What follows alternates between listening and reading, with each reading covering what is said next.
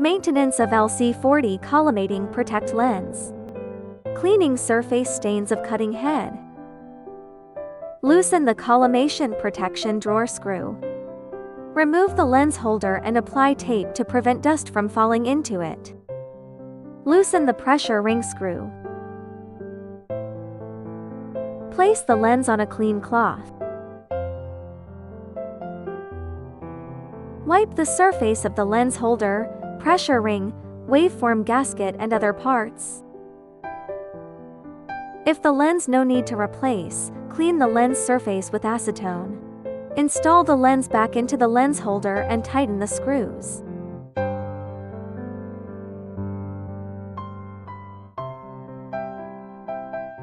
Load the mirror holder into the collimation protection drawer and tighten the screws.